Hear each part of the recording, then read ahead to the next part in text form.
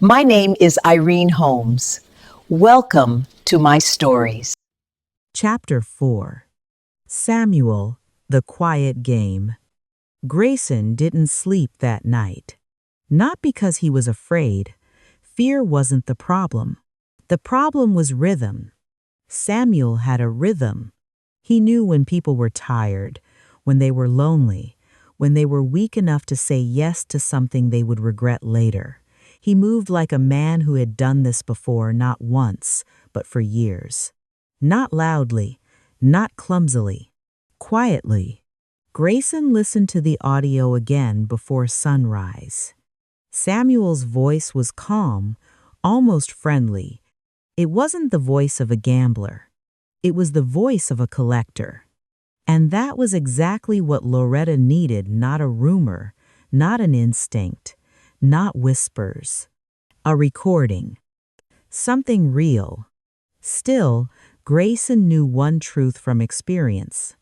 Proof was not the same as victory. Samuel would deny. He would smile. He would twist the story until it sounded like kindness. So Grayson did not take the recording to management. Not yet. First, he needed the only thing Samuel respected: pressure. By midday, Grayson had walked through the men's circle, the ones who played chess outdoors, the ones who argued about sports in the lounge, the ones who pretended they weren't lonely by acting important. He didn't accuse anyone. He didn't ask direct questions. He simply let one sentence fall into conversation like a careless pebble. Someone's going to get hurt over those games. That was all. Men like to feel like protectors, even when they fail. And within hours, Rosewood Gardens began to shift, not outwardly, not in obvious ways, but in glances, in pauses, in lowered voices that stopped when Samuel passed. Samuel noticed. Of course he did. That evening, Grayson returned to the same corridor, not hiding now, just walking calmly as if he belonged there. Apartment 207 was dark. No soft laughter. No nervous chuckles. No movement. Samuel had canceled the game. A man like Samuel didn't stop because he felt guilty. He stopped because something had changed. Grayson stood for a moment, staring at the quiet door.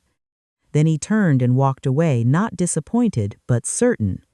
Samuel was reacting, and reactions could be used. The following day, Grayson met Loretta again in the same place near the fountain, where the roses pretended the world was clean. Loretta listened without interrupting.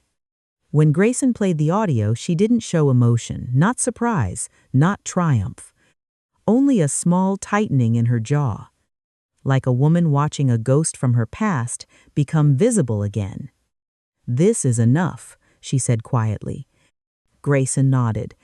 "But not for him," he replied. Loretta understood immediately. Samuel would not collapse from one recording. He would not panic. He would not run. He would simply adapt. So Loretta did what she had learned long ago in the department, what had always worked better than confrontation. She built a corridor with no exit. She didn't go to Rosewood management. She went to the one group that was immune to charm, the legal board. In Rosewood Garden, rules weren't suggestions. They were contracts, and contracts had consequences. Loretta delivered the facts like evidence in court. Recorded coercion. Residents gathered secretly in private apartments. Cash transactions. Fear, silence, avoidance. The presence of guards. She didn't say Samuel's name at first. She didn't need to. Everyone already knew who she meant.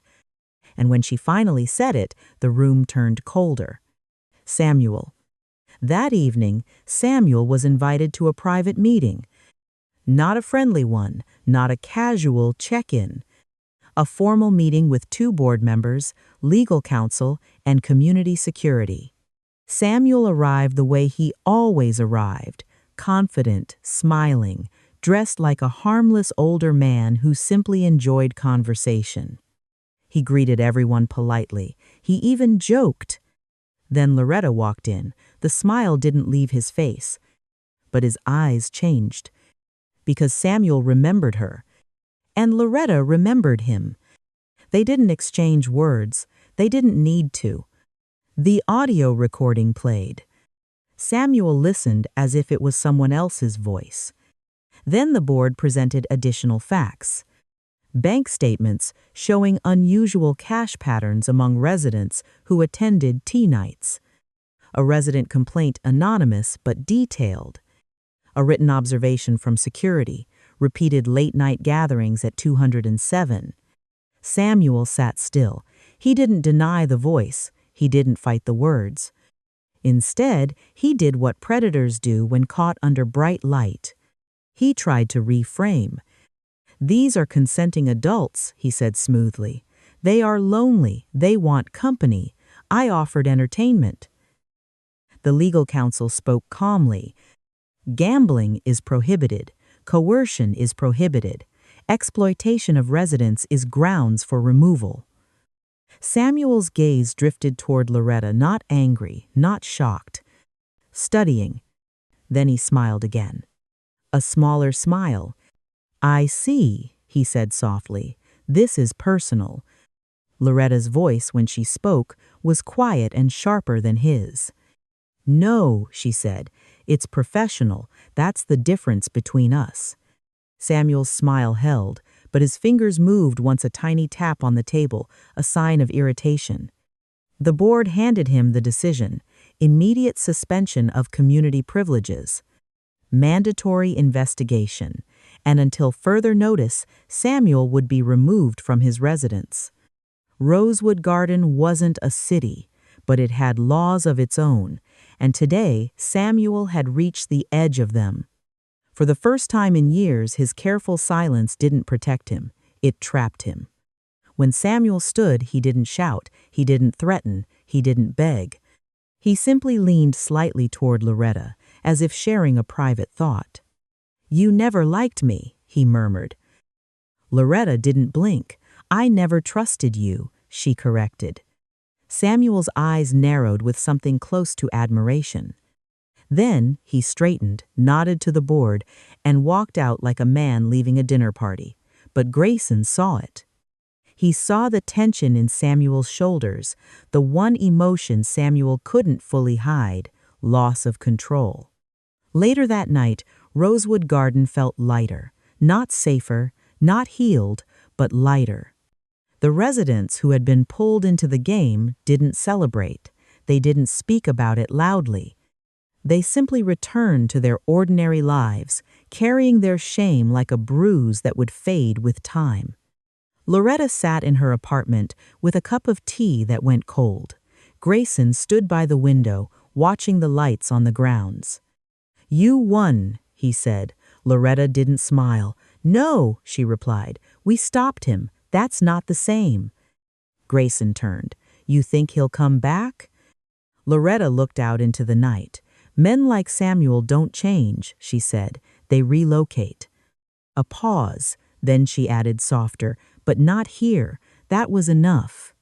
And for the first time since Samuel's name returned to her list, Loretta felt something unfamiliar. Space. Not peace, but space. A quiet room in her mind where his shadow used to stand. Short summary. Samuel wasn't caught in a dramatic scandal. There were no sirens, no arrests, no headlines. Rosewood Garden handled him the way rich communities handle unpleasant truths, quietly. But the truth still landed where it mattered. Grayson found the room. Loretta provided the strategy. And Samuel lost the one thing he valued most: control. He didn't fall apart. He simply disappeared from Rosewood the way he had always lived inside it, without leaving fingerprints. But this time, he didn't leave behind money. He left behind fear that finally began to fade. Later that night, Rosewood Gardens seemed unchanged. The lamps along the paths still glowed warmly. The fountain still whispered its quiet song. The roses still smelled sweet enough to fool anyone into believing the world was gentle. But Loretta felt the difference. Not around her, inside her. The shadow of Samuel, the old stain from her past, had finally lifted. Not completely, not perfectly, but enough for her to breathe without that familiar pressure in her chest. She sat on the bench near the fountain with a cup of tea she hadn't touched. The warmth had faded, but she didn't mind. She wasn't cold. Grayson stood beside her for a moment, watching the water catch the light. Then he sat down. He didn't speak. He didn't ask for praise. He didn't even look at her, not right away. He simply sat close enough that the space between them felt like safety. Loretta stared forward, her hands resting quietly in her lap. For years, she had survived by holding everything in fear, doubt, anger, grief. She had trained herself to stay sharp, stay guarded, stay alone. Love had always seemed like something for other people. Something soft, something reckless, but tonight, something inside her loosened. Without thinking, without planning, her fingers shifted slightly, moving closer to his. And Grayson's hand found hers, not gripping, not claiming, just covering it gently, steady warmth over cold skin as if to say, "You're not alone anymore."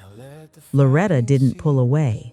Her throat tightened for a second, and she blinked once, slow and controlled, as if holding back a feeling she didn't fully trust yet. But her hand stayed under his, and that was enough. The fountain kept running, the roses kept breathing. And for the first time in a long time, Loretta felt something she had almost forgotten how to feel: quiet hope. No more shadows at your door. No more cold and restless fear. Only warmth within the dark. And someone standing near. If the world still hides its secrets, let it hide them all alone.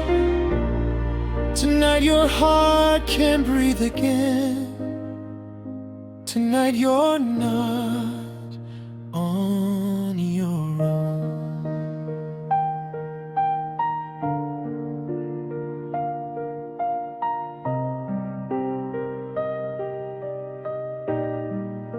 Tonight your heart can breathe again.